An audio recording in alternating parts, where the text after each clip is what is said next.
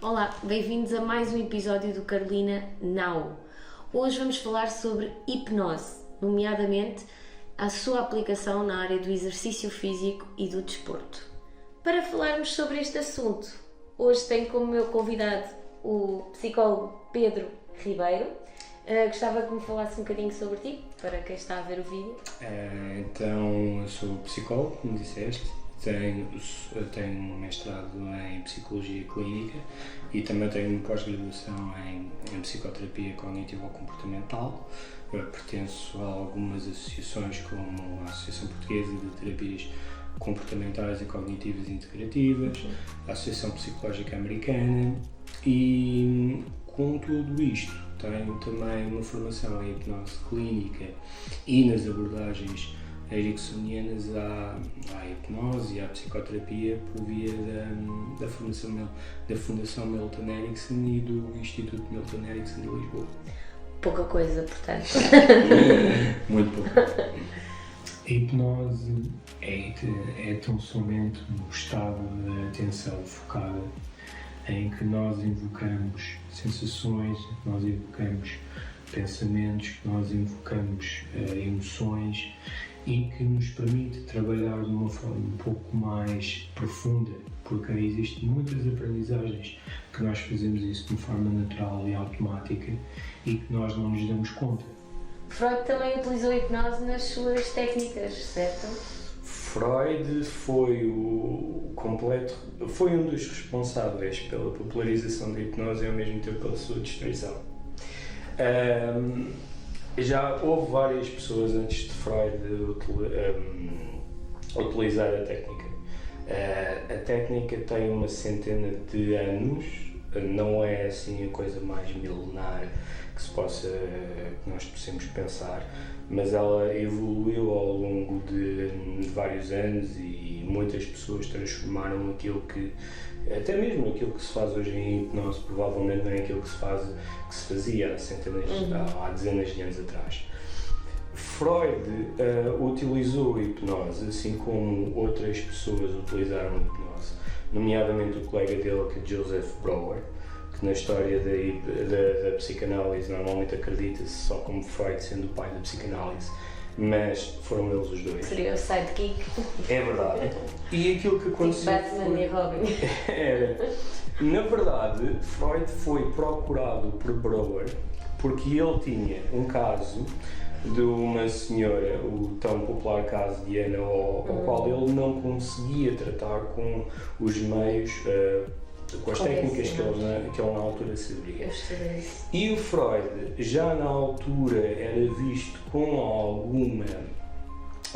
alguma estranheza por parte da comunidade médica, porque ele tinha a ideia de que por trás do sintoma, ou seja, por trás da demonstração física, provavelmente existiria um conteúdo psíquico que não era reconhecível ou que não era acedido, porque na altura estamos a falar de uma comunidade médica em que a psiquiatria estava a dar os primeiros passos.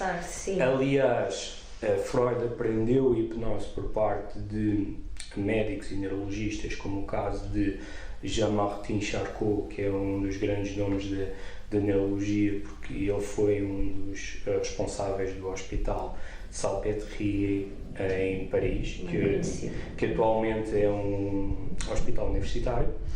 E ele também estudou a hipnose com a escola de Nancy, com Bernheim e Libido, que eram também eles médicos. Mas são duas abordagens completamente diferentes, que agora não vale a pena, senão isto senão haveria muito para falar. Mas a verdade é que, enquanto que Freud utilizou, e os psicanalistas, há muitos que não sabem desta história, o divã foi utilizado para a prática de hipnose, só depois é que o divã era uma prática mais analítica. Só que Freud não era muito bom nisto. Freud não era um hipnotizador muito bom e então ele não conseguia muitos bons resultados. E os poucos resultados que ele conseguia, ele achava que nunca era tão profundo na pesquisa inconsciente como poderia ser.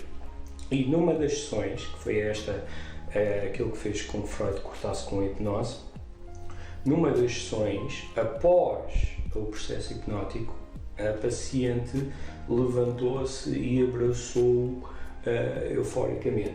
E Freud ficou um tanto ou quanto assustado com isso. Não faço a mínima ideia porquê, mas ele tinha medo que houvesse alguma questão transferencial, nomeadamente em termos físicos ou sexuais, e a partir daí ele cortou com a hipnose. Mas isso já tem a ver com a própria pessoa dele, não é? Sim, aquilo teria a ver com Freud, apesar de, e tem que se dizer, não é? Hipnose é uma técnica neutra, em que é o próprio terapeuta ou o próprio técnico que vai colocar lá, consoante os seus objetivos, consoante os seus valores, as suas crenças, a sua moral. Claro. Isso não significa que as pessoas não possam ser aproveitadas, porque podem, isso já acontece em psicoterapia comum, e com a hipnose ainda parece mais, porque há aquela suposição, há o mito que a pessoa se verga à vontade do hipnotizador, o que é completamente falso. Nós acontece no seio da relação, ou seja, se a pessoa não se permitir experienciar a fenomenologia da hipnose ou seguir as sugestões ou a forma como ela está a ser guiada, ela claramente não vai aceder, porque uma das questões da hipnose é o foco da atenção. Se a pessoa não tiver o foco da atenção em algo, ela não vai conseguir se permitir aceder a esse estado. A nível das bases da hipnose, existirá a base científica na hipnose? Imagino que sim. Existe certamente. Aliás, um dos mitos da hipnose é que a hipnose está associada ao oculto e ao esoterismo, e nada pode estar mais longe da verdade.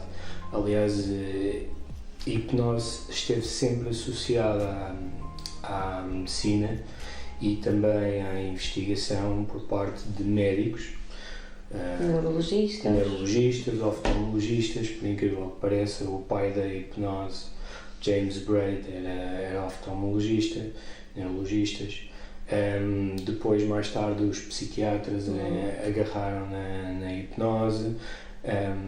Os psicólogos, quando a psicologia começou a surgir, também eles próprios começaram a agarrar na hipnose, e também os médicos, né? Portanto, há uma vasta componente de investigação ao longo destes anos que se foi feita, que ela estagnou, ou melhor, começou-se com os relatos por volta dos anos entre 1700 e 1800 e um pouco mais além, em que depois a hipnose, para além daquilo que nós já tínhamos falado do Freud, mas que a área farmacêutica, ou a indústria farmacêutica neste caso, com a produção do clorofórmio, deitou um bocado abaixo as práticas, ou aquilo que a hipnose que é utilizada para o controle da dor.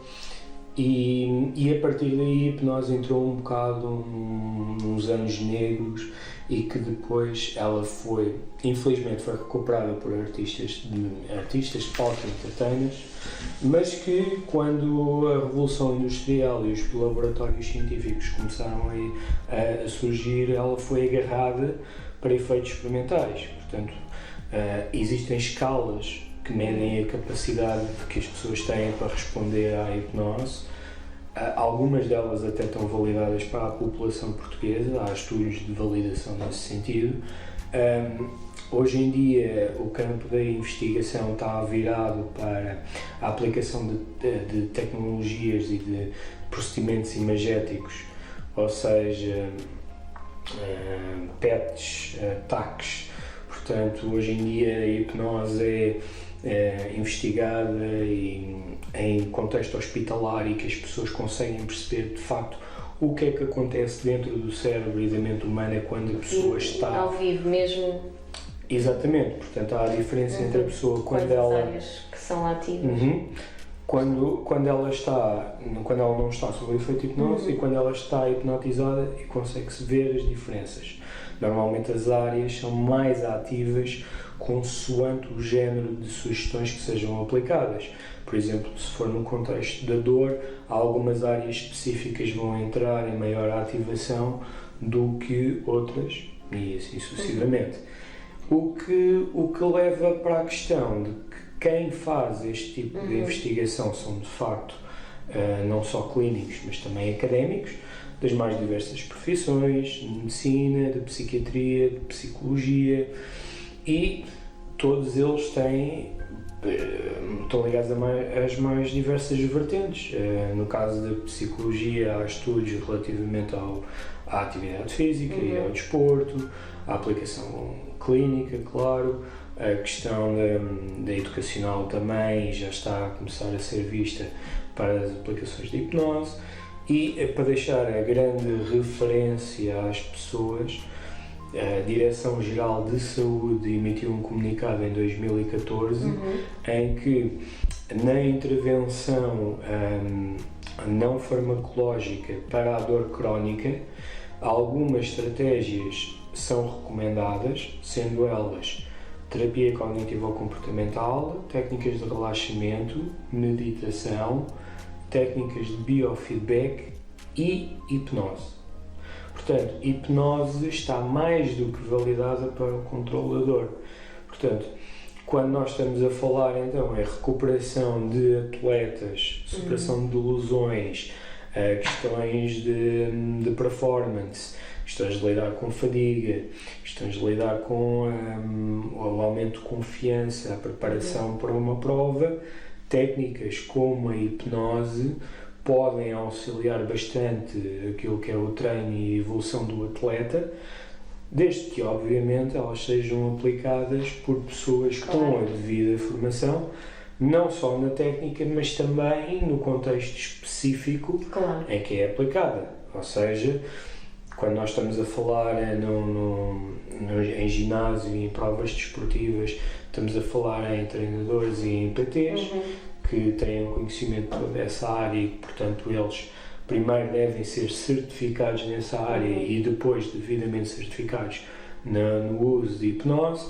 E quando estamos a falar em contextos psicológicos ou variáveis psicológicas, então aí aquilo que eu aconselho e que se aconselha é o trabalho multidisciplinar, ou seja, um treinador ou um PT que eventualmente possa trabalhar com um psicólogo, e que estão definidas as áreas de intervenção em que o PT e o coach trabalham a parte física, a parte do movimento, a parte dos treinos, e o psicólogo vai intervir naquilo que são as variáveis, como a ansiedade, como a depressão, se for esse o caso, como a percepção de autoeficácia, como a motivação, que é óbvio que o coach e o PT também o poderão fazer de uma perspectiva diferente daquilo que o psicólogo faz, mas que mesmo assim este trabalho... Claro, é como uma rede de suporte do próprio atleta, no caso de superação de lesão, por exemplo, para ele o mais rápido possível e da forma mais sustentada possível, alcançar o nível desejável. E aliás, no contexto da dor, aquilo que é sempre uma recomendação é que a pessoa deve ser submetida a uma avaliação médica antes de se trabalhar qualquer que seja a dor, porque a dor pode ter algo por trás e, portanto, nós temos que estar bem cientes das características biológicas da dor, mas também da percepção psicológica. Claro que sim. Porque, por exemplo, rapidamente, um atleta pode ter sofrido uma lesão, pode ter partido um braço ou uma perna, ou algo que tenha sido necessária uma intervenção cirúrgica, e que, apesar de ele já estar recuperado, ele poderá ter ainda uma percepção de que existe alguma dor. E essa percepção pode ser real ou pode ser um efeito quase como se fosse uma experiência traumática. Ou às vezes, pois exatamente, ou às vezes no caso de PTs, não é? Pessoas que têm dor lombar, muitas vezes essa dor não é originada por uma hérnia ou alguma, mas pode ter ali algum fator que convém descortinar e perceber e pode não ser necessariamente físico. Como por exemplo a fibromialgia, que ainda é uma Exatamente. condição que não tem muito poucas explicações a nível médico, mas que nós sabemos que tem quer componentes físicas, quer componentes E psicológicos. que tem um impacto enorme ao nível da qualidade de vida de quem sofre dessa doença. Sim. Quanto melhor a relação também entre a pessoa que está a ser hipnotizada e quem está a exercer essa técnica, melhor. No caso do exercício físico, fazendo o transfer. No caso do exercício físico, por exemplo, as relações, se for alguém que consiga estabelecer, o ideal seria provavelmente o próprio treinador Coach, sim. ou o coach ou o PT. No caso, por exemplo, se nós estivéssemos a falar em ginásio, mas por exemplo, se nós estivermos a falar em desportos como o futebol ou como o esgrima ou como outros, pode ser eventualmente o treinador. Isto porque é muito raro que hoje em dia as seleções não têm assim tantos profissionais de saúde mental que trabalhem com eles e que, portanto, a maior parte de quem estabelece as relações com os atletas são os próprios treinadores e, portanto, se eles tiverem essa ferramenta acessível, ainda ganham mais pontos com isso. É mais uma ferramenta. Porque há uma questão de confiança. Porque uma das questões que pode e bloqueia o processo, como em qualquer outro processo de relação, tem a ver com a constituição de confiança. O que difere, por exemplo, ou o que na minha ótica pode ser um tanto impedimento quando nós passamos à parte da atividade física e do desporto, é o contexto. Ou seja, enquanto que hipnose não necessita e não há esta coisa de a pessoa tem que ficar sentada e tem que estar de olhos fechados e tem que fazer isto, não. A pessoa, inclusivamente, pode ser hipnotizada de olhos abertos, pode ser hipnotizada a andar, a correr, seja lá o que for. Portanto, a questão não é tanto a aplicação da técnica, mas, por exemplo, tem a ver com a questão da confiança. Porque alguns aspectos de performance, vamos utilizar o tema da performance.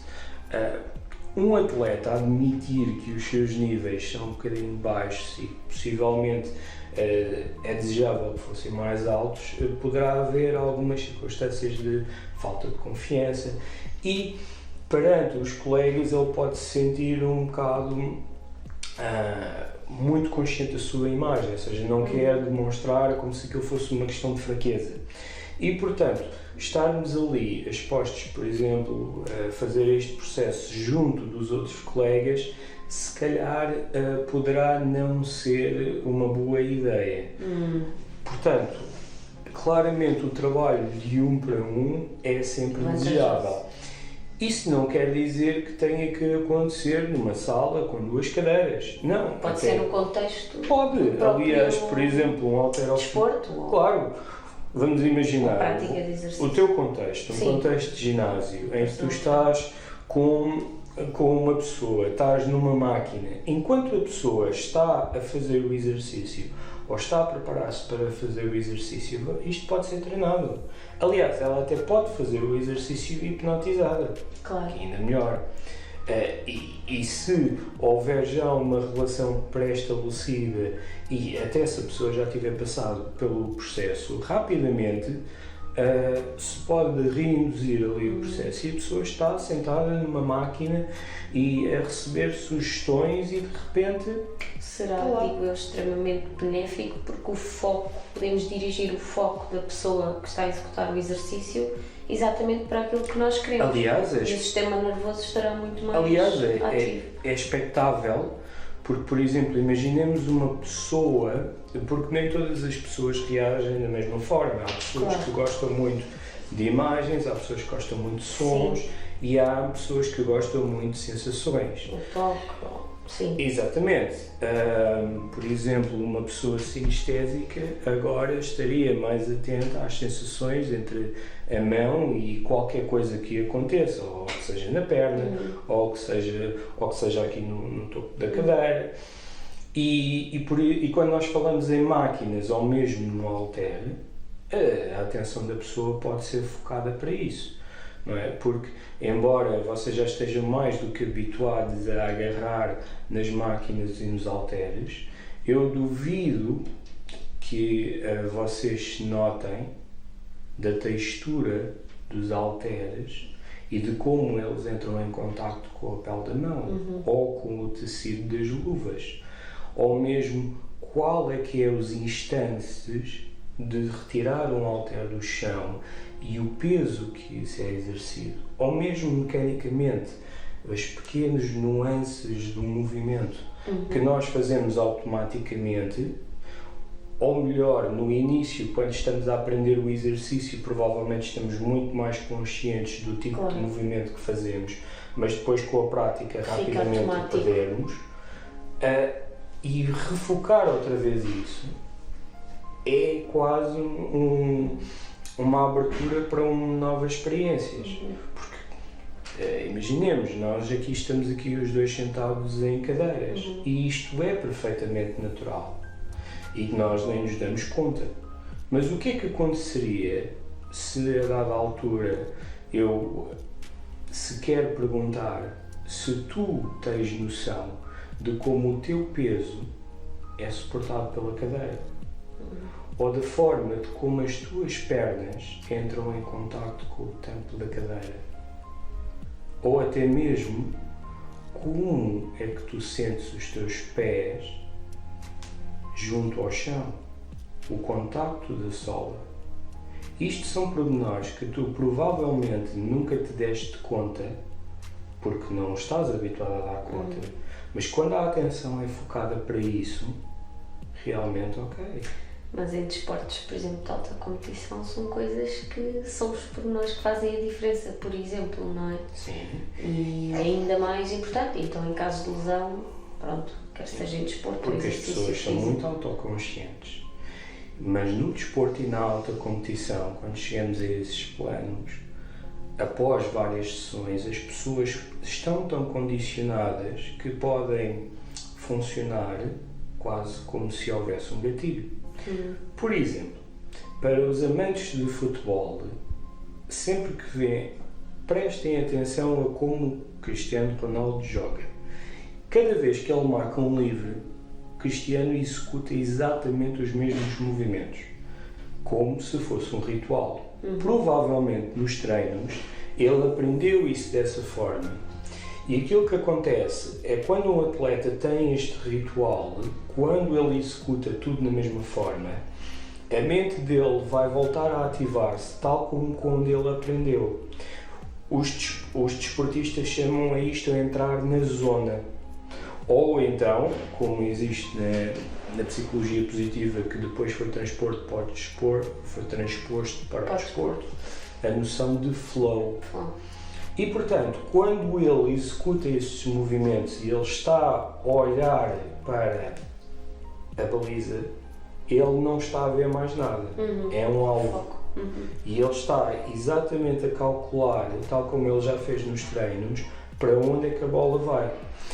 Obviamente que existem aí também no futebol inúmeras variáveis que entram em jogo, como por exemplo o vento, as condições do campo, mesmo o estado de cansaço e de fadiga já do jogador quando vai executar o movimento. Portanto, claro que isto não é 100% certo, mas se nós formos ver as estatísticas dos grandes jogadores, eles normalmente têm sempre valores acima da média relativamente a um jogador moderado. E porquê? Porque eles facilmente arranjam estratégias mentais para ultrapassar essas circunstâncias. Porque hoje em dia a ideia de estar a separar a interação do corpo com os aspectos mentais, especialmente no desporto de alta competição, é uma completa estupidez. Não faz sentido, sim. Porquê? Porque a mente interfere tanto com o corpo, como o corpo interfere tanto com a mente. Sem dúvida. Eu, pelo menos, já presenciei isso várias vezes nos meus alunos e em mim mesma, o estado de espírito a afetar a própria energia anímica que a pessoa tem para o treino, a vontade de treinar, ou etc. E acho que toda a gente já passou por isso. E enquanto que, por exemplo, numa grande diferença no desporto, e especialmente no desporto de alta competição, há outras variantes e há outros objetivos pelos quais o atleta trabalha, Na prática da atividade física regular, por exemplo, à promoção de saúde, nós sabemos que no início isso é extremamente complicado. Porque as pessoas que vão treinar é porque querem de alguma forma mudar o seu hábito, os seus hábitos, terem uma vida mais saudável. Só que no início é uma mudança que oferece desafios. O estar a treinar rotinamente, o estar a executar aqueles exercícios, e no início vai haver muita fadiga, Lidar com a dor, exatamente. A recuperação vai ser muito mais lenta e aí vai-se elegendo cada vez mais barreira. Por outro lado, também temos um outro fenómeno, que é quando os resultados acontecem. Vamos supor uma pessoa que entra para um ginásio, uma mulher que tem excesso de peso ou que ela é obesa, exatamente com o objetivo de eu agora quero ter aquela linha ao qual eu estou habituado a ver nas minhas amigas ou quando se vê na televisão. E a pessoa até está disposta a fazer isso tudo, e passados meses e anos os resultados começam a aparecer. Mas aí também tem que se preparar a pessoa para lidar com isso, porque ela de repente deixa de se ver no espelho de uma determinada forma, uma forma em que ela não gosta, de obesidade, excesso de peso, para uma forma completamente esbelta. E isso mexe com Por isso convém também ser uma coisa lenta e gradual, para todas as outras coisas também acompanhar. Exatamente, mas há muitas pessoas que não têm isso em atenção. Em muitos aspectos, aliás, na maior parte dos aspectos, o psicoterapeuta ganha. Porquê? Porque o hipnoterapeuta primeiro nem sequer existe. É uma figura que profissionalmente não é reconhecida. O psicoterapeuta também não, mas é uma especialidade avançada que é praticada por psicólogos e por médicos. Logo aí são profissões definidas e estabelecidas. E depois, o hipnoterapeuta ou as pessoas que tiram cursos de hipnoterapia, que eu também não gosto dessa palavra, porque essa palavra também é muito errónea, na maior parte das vezes são pessoas sem formação em saúde mental. Porquê? Porque os pré-requisitos não são nenhuns. Ou melhor, têm mais de 18 anos, e isso é porque não queremos que crianças e jovens nas formações, mas qualquer pessoa vem. Por isso é que se encontra advogados, gestores, médicos, psicólogos também, alguns já, mas depois há outros terapeutas alternativos, como dos reikis, cristais, não sei quantos, quer dizer, todas essas terapias. E não há nada que regulamente isso? Não. Isso é que é... Não, porque não há leis. A única lei que existe é uma lei de 1800 ou 1900 e tal, que é uma lei inglesa, acho que é inglesa assim, chamada de Hypnotism Act. E essa lei só regula a utilização de hipnose na questão do espetáculo e dos mídia. É por isso que na televisão, quando alguém vai fazer alguma coisa de hipnose, eles não podem transmitir a indução ou o processo completo. Porquê? Porque se a pessoa estiver a focar a sua atenção naquilo que está a acontecer, mesmo na televisão, ela acaba por ser hipnotizada. E depois não há responsabilidade. Claro. E portanto essa lei protege esses atos, esses cenários. Tirando isso, o hipnotismo, até mesmo pelas definições portuguesas, se forem ver os CAIs, está ligado ao entretenimento. Portanto, nem sequer é uma profissão, nem sequer é algo que esteja regulado.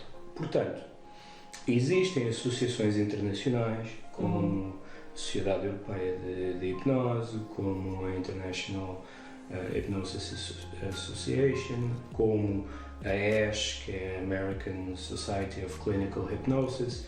Existe também outros grupos, como por exemplo a Associação para o Avanço da Hipnose Experimental e Aplicada, que é um grupo espanhol de Valência, que está ligado ao Colégio dos Psicólogos, que é a ordem deles. E existe também a Divisão 30, que é das divisões da APA, da Associação Psicológica Americana, que é a chamada Sociedade de Hipnose Clínica, Sociedade de Hipnose Clínica. essas sociedades são responsáveis pela credenciação ou pela acreditação de profissionais que junto vão tirar as suas formações. Qual é que é o problema? Em Portugal isso não existe. Não deveria ser a ordem dos psicólogos a regular isso? E a dar o ok para a execução das formações?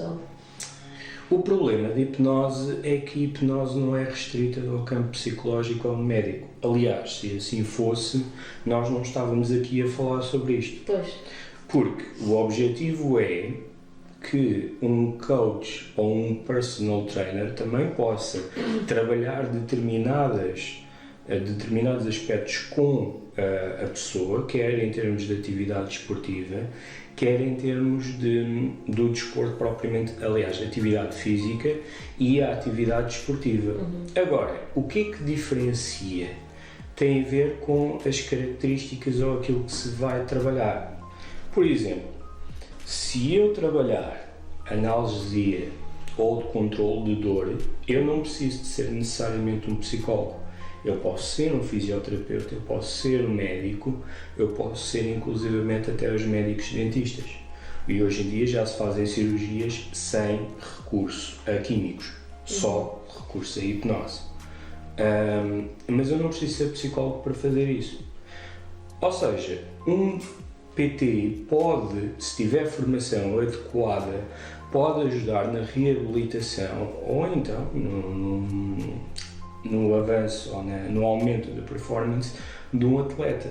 Agora, onde é que a coisa começa a ficar mais cinzenta? Quando, por detrás desse trabalho, há algumas questões como, por exemplo, perturbações mentais ou questões do foro psicológico que um PT ou que um coach pode não estar preparado para lidar.